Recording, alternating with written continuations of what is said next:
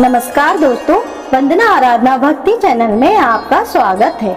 आज मैं आपको पुरुषोत्तम मास महात्म्य, अधिक मास महात्म्य या मल मास महात्म्य कथा अध्याय 29वें पाठ का श्रवण कराऊंगी, जो आप सब मिलकर मेरे साथ श्रवण करेंगे। तो दोस्तों, मैं आपको सुनाऊंगी देवदूतों के ज्ञानोपदेश से कदरिया का हरि लोक गमन और दैनिक कर्म कथा का संपूर्ण वृतांत मैं आपको आज सुनाऊंगी, जो आप मेरे साथ मिलकर श्रवण करेंगे। तो चलिए दोस्तों, शुरू करते हैं आज की कथा। ओम नमो भगवते वासुदेवाय। पुण्यशील सुशील बोले, हे विभो, गोलोक को चलो, यहाँ देरी क्यों करते हो? तुमको पुरुषोत्तम भगवान का समीप मिला है। कदरिया बोला, मेरे बहुत कर्म अनेक प्रकार से भोगने योग्य हैं, परंतु हमारा उद्धार कैसे हुआ जिससे गोलोक को प्राप्त हुआ? जितनी वर्षा की धारा है, जितने तृण हैं, पृथ्वी पर धूलि के कण हैं, आकाश में जितने तारे हैं, उतने मेरे पाप हैं। मैंने यह सुंदर तथा मनोहर शरीर कैसे प्राप्त किया? हे हरि भगवान के प्रिय, इसका अति उग्र कारण मुझसे कहिए। श्री नारायण बोले, कदरिया के इस प्रकार वाणी को श्रवण कर हरि के दूतों ने कहा। हरि दूत बोले, अहो आश्चर्य है, हे देव, आपको इस पद की प्राप्ति का कारण महान साधन कैसे नहीं जाना? हे प्रभु, सबसे उत्तम विष्णु का प्रिय महान पुण्य फल को देने वाला पुरुषोत्तम मास नाम से प्रसिद्ध मास को क्यों नहीं जाना? उस पुरुषोत्तम मास में देवताओं से भी न होने वाला तप तुमने किया है। हे महाराज, बनने वाला शरीर से अज्ञान में वह तप हुआ है। मुख रोग के कारण अज्ञान से अनाहार व्रत हुआ है। तुमने बंदरपने की चंचलता वृक्ष से फलों को तोड़कर पृथ्वी पर फेंक उन फलों से दूसरे मनुष्यों को तृप्त किया। अंतकरण में विशेष दुख होने से पानी भी नहीं पान किया। इस तरह पुरुषोत्तम मास में अज्ञानवश तुमसे तीव्र तप हो गया। हे अगन, फलों के फेंकने से परोपकार भी हो गया।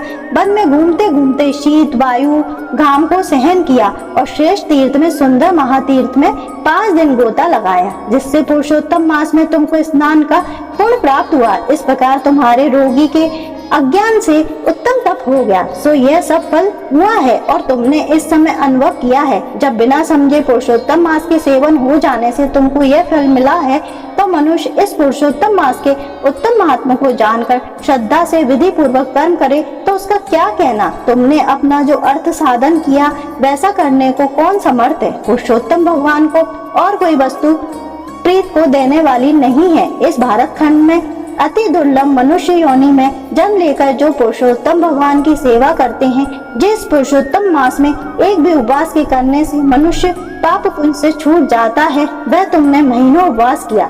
इस उग्र तपस्या का फल कहाँ जाएगा? इस मास के समान में प्राणी धन्य और कृतकृत्य है। वे सदा भगवान पूर्ण कर्म के करने वाले पवित्र हैं और उनका जन्म सफल है। जिनका सबसे उत्तम पुरुषोत्तम मास स्नान दान जप से व्यतीत हुआ है। श्री पुरुषोत्तम मास में दान पितृकार अनेक प्रकार के तप से सब अन्य मास की अपेक्षा कोटि गुण अधिक फल देने वाले हैं। जो पुरुषोत्तम मास के आने पर स्नान दान से रहित रहता है, उस नास्तिक पापी शठ धर्मध्वज खल को धिक्कार है। श्री नारायण बोले, पुण्यशील और सुशील से वर्णित अपने अदृष्ट को सुनकर चकित होता हुआ कदरिया प्रसन्न हो रोमांचित हो गया। तीर्थ के देवताओं को नमस्कार कर बाद कालांजार पर्वत को नमस्कार किया और वन के देवताओं को तथा गुल्म लता वृक्षों को नमस्कार किया। बाद विनय से युक्त हो विमान की प्रदक्षिणा कर मेघ के समान श्याम वर्ण सुंदर पीताम्बर को धारण कर वह कदरिया विमान पर सवार हो गया। संपूर्ण देवताओं के देखते हुए गंधर्व आदि से स्तुत और किन्नर आदि को के बार बार बाजा बजाए जाने पर इंद्र देवता ने प्रसन्न होकर मंद पुष्प वृष्टि को करते हुए उसका आदर पूर्वक पूजन किया। फिर आनंद से युक्त योगियों को दुर्लभ गोपिकाओं से सेवित रास मंडल से सुशोभित गोलोक को गया। जरा मृत्यु रहित जिस गोलोक में जाकर प्राणी शोक का भागी नहीं होता है, इस गोलोक में यह चित्र शर्मा पुरुषोत्तम मास के सेवन से गया। व्यास से पुरुषोत्तम मास के सेवन से बानर शरीर छोड़ 2 भुजाधारी मुरली हाथ में लिए पुरुषोत्तम भगवान को देख बहुत प्रसन्न हुआ। श्री नारायण बोले, इस आश्चर्य को देखकर समस्त देवता चकित हो गए और पुरुषोत्तम की प्रशंसा करते अपने अपने स्थान को गए। नारद मुनि बोले, हे तपोधन, अपने दिन के प्रथम भाग का कृत्य कहा। पुरुषोत्तम मास के दिन के पिछले भाग में होने वाले कृत्य को कैसे करना चाहिए? बोलने वालों में श्रेष्ठ गृहस्थ के उपकार के लिए मुझसे कहिए, क्योंकि आपके समान महात्मा सदा सबके उपकार के लिए विचरण करते रहते हैं। श्री नारायण बोले, प्रातः काल के कृत्य को विधि पूर्वक समाप्त कर बाद मध्याह्न में होने वाली संध्या को करके तर्पण को करें। देव, मनुष्य, पशु, पक्षी, सिद्ध, यक्ष, सर्प, दैत्य, प्रेत, पिशाच, नाग, ये सब जो अन्न की इच्छा करते हैं वे सब मेरे से दिए गए अन्न को ग्रहण करें। फिर पंच महायज्ञ को करें, उसके बाद दूध बलि को करें और काक, कुत्ते को श्लोक पढ़ते हुए बलि देवें। इस प्रकार कहकर समस्त भूतों को पृथक पृथक बलि देवें। फिर विधि पूर्वक आचमन कर प्रसन्न होकर श्रद्धा से अतिथि प्राप्ति के लिए गो दूहने के समय तक द्वार का अवलोकन करें। यदि भाग से अतिथि मिल जाए तो बुद्धिमान प्रथम प्राणी से सत्कार करके उस अतिथि का देवता के समान पूजन करें और यथाशक्ति अन्न जल से संतुष्ट करें। फिर विधि पूर्वक सब व्यंजन से युक्त सिद्ध अन्न से निकाल कर भिक्षु और ब्रह्मचारी को भिक्षा देवे। सन्यासी और ब्रह्मचारी ये दोनों सिद्ध अन्न के मालिक हैं। इनको अन्न न देकर भोजन कराने वाला चंद्रायण व्रत करे। प्रथम सन्यासी के हाथ पर जल देकर भिक्षण देवे और वह भिक्षण मेरु पर्वत के समान और जल समुद्र के समान कहा गया है। सन्यासी को जो मनुष्य सत्कार करके भिक्षा देता है उसको गोदान के समान पुण्य होता है। इस बात को यमराज भगवान ने कहा है। फिर मौन होकर पूर्व मुख बैठकर शुद्ध और बड़े पात्र में अन्न को रखकर प्रशंसा करते हुए भोजन करें। अपने आसन पर अपने बर्तन में एक वस्त्र से भोजन नहीं करें।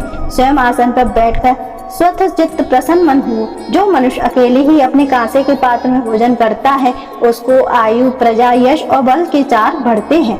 दिन में तुर्तेन परिश्यामी, रात्रि में ऋतवा सत्तेन परिश्यामी। इस मंत्र से हाथ में जल लेकर निश्चय कर घृत व्यंजन युक्त अन्न का भोजन करें। भोजन में से कुछ अन्न लेकर इस प्रकार कहें, भूपते नमः। प्रथम कहकर भूपते नमः कहते हुए भूताना पते नमः कहकर धर्मराज की बलि देवें। फिर चित्रगुप्त को देकर भूतों को देने के लिए यह कहें, जिस किसी जगह स्थित भूख प्यास से व्याकुल भूतों की तृप्ति के लिए यथा सुख यह अक्ष अन्न हावे प्राणाय अपनाया, व्यनाया, उदनाया तथा समानाया कहें। प्रणव प्रथम उच्चारण कर अंत में स्वाहा पद जोड़कर घृत के साथ 5 ग्रास जिह्वा के प्रथम निगल जाएं। दांतों से न चबाएं। फिर तन्मय होकर प्रथम मधुर भोजन करें। नमक के पदार्थ और खट्टा पदार्थ मध्य में, कड़वा तीखा भोजन के अंत में खाएं। प्रथम पुरुष द्रव्य पदार्थ भोजन करें, मध्य में कठिन पदार्थ भोजन करें, अंत में पुनः पतला पदार्थ भोजन करें तो बल और आरोग्य से रहित नहीं होता। मुनि को 8 ग्रास भोजन के लिए कहा है। वानप्रस्थाश्रमियों को 16 ग्रास भोजन के लिए कहा है। गृहस्थाश्रमियों को 32 ग्रास भोजन कहा है और ब्रह्मचारियों को अपरिमित ग्रास भोजन के लिए कहा है। दुष्ट को शास्त्र के विरुद्ध भक्ष्य भोजन आदि पदार्थों को नहीं खाना चाहिए। शुष्क और बासी पदार्थों को विद्वानों ने खाने के अयोग बतलाया है।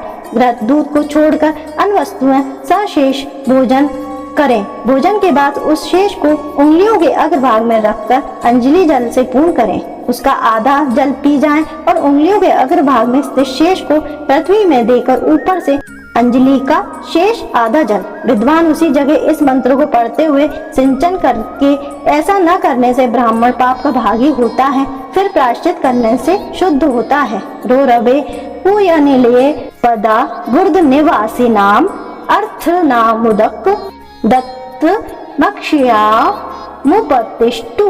मंत्रार्थ रोवर नरक में पीप के गाड़े में पद्म अर्बुद वर्षा तक वास करने वाले इस इच्छा करने वाले के लिए मेरे दिए हुए ये जल अक्षय होते हुए प्राप्त हो। मंत्र को पढ़ के जल से सिंचन कर दांतों को शुद्ध करें। आचमन कर गीले हाथ से पात्र को कुछ हटाकर उस भोजन के स्थान से उठकर बाहर बैठकर स्वस्थ होकर मिट्टी और जल से मुख हाथ को शुद्ध कर 16 कुल्ला कर शुद्ध हो सुख से बैठकर इन 2 मंत्रों को पढ़ते हुए हाथ से उदर को स्पर्श करें।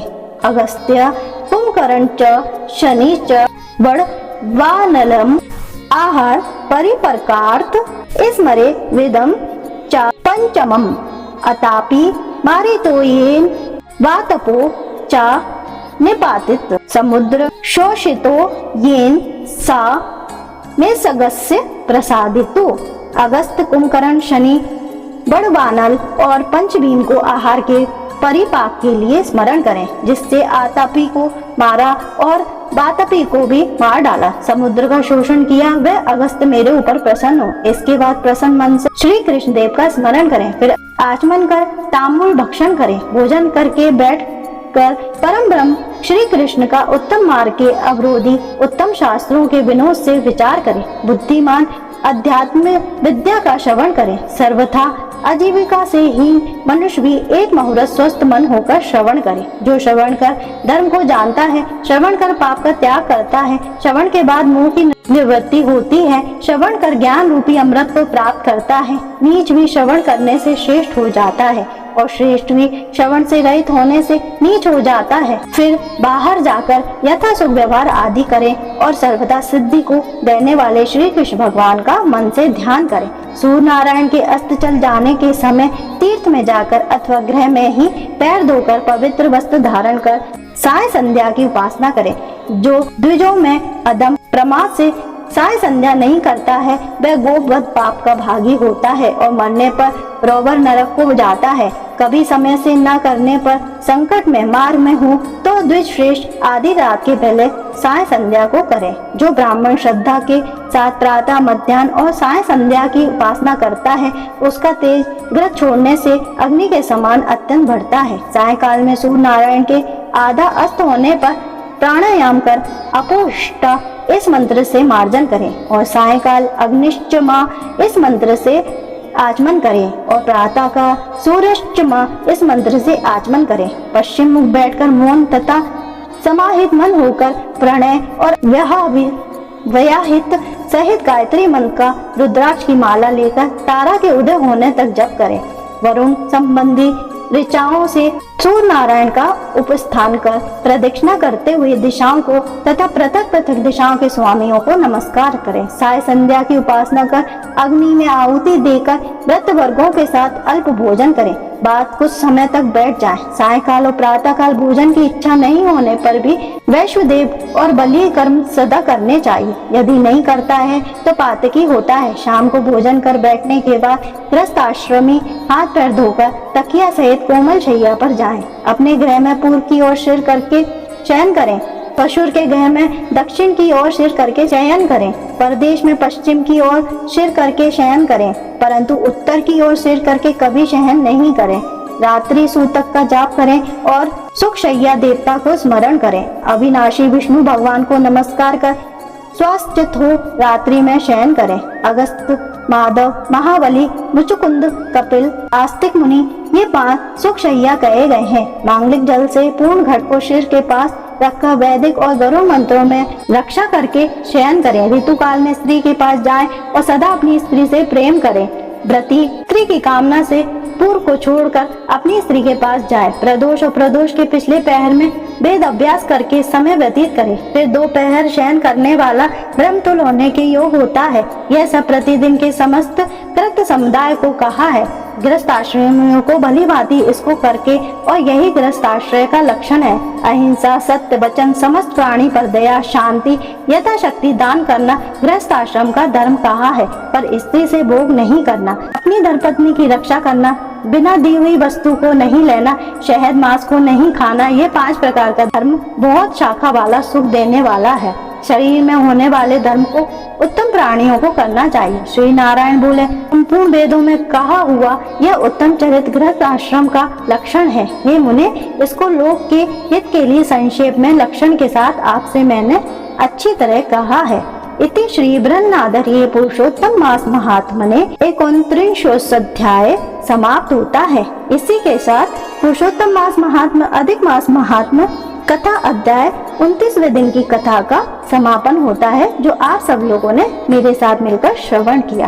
तो दोस्तों, अब मैं आपसे कल मिलूंगी पुरुषोत्तम मास महात्म या अधिक मास महात्म कथा अध्याय 30वें के साथ में 30वें दिन की कथा के साथ। तो दोस्तों, अगर आपने अभी तक मेरे चैनल को सब्सक्राइब नहीं किया है तो प्लीज मेरे चैनल को जरूर सब्सक्राइब करें और बेल आइकन को दबाएं। कमेंट बॉक्स में ओम नमो भगवते वासुदेवाय जरूर लिखें। धन्यवाद दोस्तों।